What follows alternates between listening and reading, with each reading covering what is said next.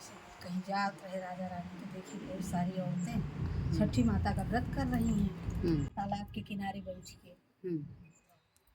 रानी कहीं कि कौन व्रत है, पूछी मुझसे तो लोग बताएं कि आदमी जिसके बेटा रहते हैं पुत्र प्राप्ति के लिए छठी मैया का व्रत रखता है और छठी मैया में जो श्रद्धा रखत है वो का माता रानी जरूर उनकर को भरत औलाद का दी थी। बेटा हो जाता है तो आदमी जो है छठी पूजन करता है। तो रानी मने मन मान ली, कहीं अगर हमें भगवान औलाद दिए तो हम भी जो है अब आपकी पूजा करेंगे छठी मैया, हमको भी औलाद दीजिए। वही मनता उनता मान ली और राजा भी मने मन माने, कहे कि जैसे तालाब के किनारे इतनी सारी औरतें बैठ के पूजा कर रही हैं ऐसे ही मैं एक तालाब बनवाऊंगा और वहीं पूजन करवाऊंगा। बहुत सारी औरतें बैठ के पूजा करेंगी और हमारी पत्नी भी वहीं पूजा करेंगी, अगर छठी माता हमको पुत्र देती हैं तो। मान के दोनों लोग चले आए। आने के बाद क्या हुआ, 6 दिन बीता, रानी को जो है गड़बड़ा गया। होते होते 9 महीना बीता, फिर उनको बेटा पैदा हुआ। अब दोनों लोग मन ही मन छठी माता में बड़ी श्रद्धा रखे, कहे हम लोग मन्नत मान के आए, माता जी ने हमारा पूरा किया। जब बेटा हो गया तो राजा ने कहा, अब रानी कही कि अब तो इस साल हम छठी रहेंगे। तो राजा कहे कि हाँ हाँ जरूर रहना, मैं अब एक तालाब बनवाऊंगा और वहीं पे हम लोग अपने बच्चे की जो है छठी पूजा करेंगे। दोनों लोग बहुत खुश हुए, कहीं हाँ ठीक है। राजा ने तालाब खुदवाना शुरू करा दिया। जैसे बच्चा पैदा हुआ तैसे कि तुरंत बनवा के जिससे छठी वाले दिन पूजा किए जाए। अब करते करते करते करते पता लगे कि एक एक दिन छठी करीब आ रही है और तालाब गहरा होता जा रहा है लेकिन पानी नहीं निकल रहा है। बहुत गहरा हो गया, पानी नहीं निकला और 2 ही दिन छठी बची, पानी नहीं निकला। अब राजा बहुत बेचैन, बहुत दुखी, रोज जाए देखें और पानी नहीं निकले। रानी भी पूछे कि क्या हुआ, पनिया निकला? कहे नहीं नहीं, कहे अरे निकलेगा निकलेगा, माता रानी कृपा से निकलेगा। रानी बहुत श्रद्धालु थी छठी माता के प्रति। फिर क्या हुआ कि जिस दिन जैसे कल सुबह छठी है, आज शाम तक पानी नहीं निकला। राजा कहे अब तो हुआ गड़बड़ हुआ। बैठ के वहीं पोखरा के सामने सारे मजदूर चले गए और राजा वहीं बैठ के एकदम बेचैनी में सोच रहे हैं कि मैं क्या करूं, कैसे करूं माता रानी, ये सब क्या हुआ। तब तक एक महात्मा जी आए। राजा कहें आप काहे इतना चिंतित हैं? कहीं अब क्या बताएं, चिंता की बात है, क्या बताएं आपको? कहीं अरे नहीं बताइए, क्या पता हमारे पास कोई समाधान हो। कहीं ऐसा सारी कहानी बता डाली कि मैंने ऐसे ऐसे मन्नत मानी और हमको पुत्र पैदा हुआ, फिर मैं पोखर बनवा रहा हूँ, सगरा खुदा रहा हूँ, लेकिन इसमें पानी नहीं निकल रहा है, इसी से मैं परेशान हूँ। और कल छठी है, मैंने यही मन्नत मानी थी कि ढेर सारी औरतें बैठ करके और हमारी रानी भी यहीं बैठ करके सब लोग पूजा करेंगे। तो महात्मा जी थोड़ी देर चुप रहे, उसके बाद कहे कि अच्छा जो मैं कहूँगा वो आप मानेंगे? कहे अरे महाराज जो भी आप कहिए, जो भी आप मांगिए, मैं सब कुछ देने को करने को तैयार हूँ। कहीं नहीं, वचन दीजिए हमको कि मैं जो कहूँगा आप उसको करेंगे। कहीं बिल्कुल करूँगा, मैं तन मन धन से आपको वचन देता हूँ, मैं जरूर करूँगा।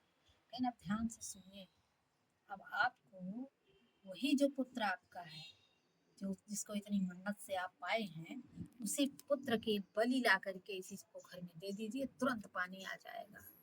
और बलि दे के आप सीधे चले जाइएगा, पीछे मुड़ के देखिएगा नहीं। कहीं ठीक है। अब राजा एकदम से मतलब बेचैन हो गए, अवाक रह गए, अरे ये मैंने कौन सा वचन दे दिया। कलेजा उनका एकदम से फट गया, लेकिन अब करें तो क्या करें, अब तो वचनबद्ध थे। कहे ठीक है महाराज, जो आप कह रहे हैं वही करेंगे, लेकिन और कोई उपाय नहीं। कहीं कोई उपाय नहीं, अब आप वचनबद्ध हो चुके हैं राजा, अब आपको करना करना है। कहीं ठीक है करेंगे। चले गए, रास्ते भर सोच रहे हैं कि कैसे करेंगे, बेटा कैसे लाएंगे, कैसे लेंगे उसको, मैं रानी की गोद से कैसे लूँगा। यही सोचते सोचते गए, रात भर वो बेचैन रहे। भोर हो गई और भोर में ही उनको ये सब करना था। फिर उन्होंने रानी से जगाया रानी को, अरे उठो उठो उठो, तुम्हारे मायके से एक आदमी आया है और तुम्हारी माँ जो है बहुत बीमार है, और जा करके उनका मुँह देखाओ, नहीं तो कुछ भी हो सकता है।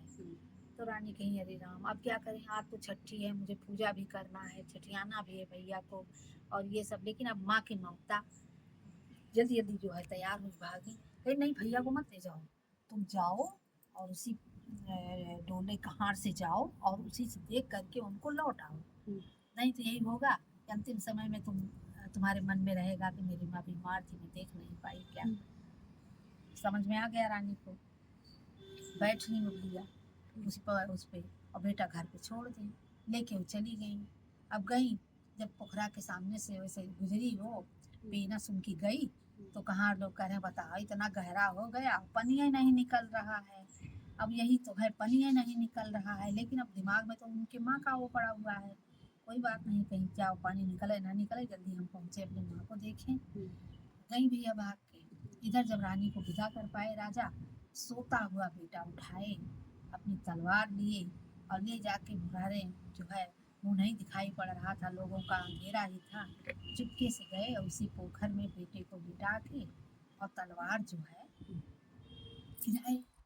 तो वो तो समझे कि मैंने बेटे का सर काट दिया, लेकिन माता रानी अपना हाथ वहाँ लगा दी, बेटा बच गया। और राजा समझे मैंने बेटे का सर काट दिया, काट के और पीछे मुड़ के, इसीलिए मना किया गया था पीछे मुड़ के देखिएगा नहीं। फिर वो जो है लौट आए। अब रानी उधर जब पहुंची अपनी माँ के घर तो वहाँ पूजा की तैयारी हो रही थी, सारी औरतें सब पूजा कर रही, चाल पहल मची है। वो घर के अंदर गई, माँ माँ माँ माँ बेटा वो भी अपना नहा धो रही, तैयार हो रही। अरे हमको सूचना मिली तुम आप बीमार हो, कहीं ना आई बनी, हम कहाँ बीमार है, कहीं नहीं कोई गया था राजा को बता के आया, कहीं नहीं कोई नहीं गया, हम लोग पूजा करने जा रहे हैं, पूजवा तो तुमको भी करना था, भैया को छठियाना था, उसको लेके आई होती तो यही छठिया देती बहन। कहीं नहीं, राजा कहे भैया छोड़ ही जाओ और तुम ही जाओ। तब माँ जो है परेशान हुई, कहीं जरूर तुम्हारे साथ कोई धोखा कर रहा था, इसीलिए तुमको यहाँ भेजा। अच्छा इसी डोली कहाँ से लौट जाओ और लौट के जाओ अपने बेटे की जो है छठी पूजा करो जाओ। अब रानी लौट पड़ी, आई अब मन में सोच रही कि राजा कहाँ हैं, हमसे झूठ बोले, कहाँ हैं झूठ बोले, क्या बात है। आते आते आते पोखरा के पास पहुँच गई। जब पहुँची तो दूर से कहारे करे, ये पोखरवा तो भर गया पानी से, एकदम भर गया, लबालब पानी हो गया। तो रानी के अच्छा हमको भी उतारो, जरा से जरा उतारो देखें। तो जब उतरी पोखरा से गई, वहाँ जब पास में पहुँची तब तक एक पुरैन के पाते पे उनका बच्चा ऐसे ऐसे खेलता हुआ पानी में ऐसे ऐसे बहता हुआ उनके सामने आ गया। कहीं अरे तो हमारे भैया यहाँ कैसे, सगरवा में पानी इतना, तो भैया कैसे, राजा नहीं है कोई नहीं है, भैया कैसे हैं। फिर उनकी समझ में कुछ बात आ गई कि ज़रूर हमारे भैया को ले करके कोई काम राजा ने किया है, इसीलिए हमको वहाँ भेजे, भैया को ले लिए और पोखरा में पानी आ गया। लेकिन अपना बेटा पानी चिपका ली, माँ भी ठीक थी, अब मन जो है एकदम खुश हो गया, पोखरा में पानी भी हो गया। अब पूजा के बारे में सोचने लगे कि हम चलते हैं घर, जल्दी जल्दी पूजा तैयारी करते हैं, आकर के सगरा पे पूजा करेंगे।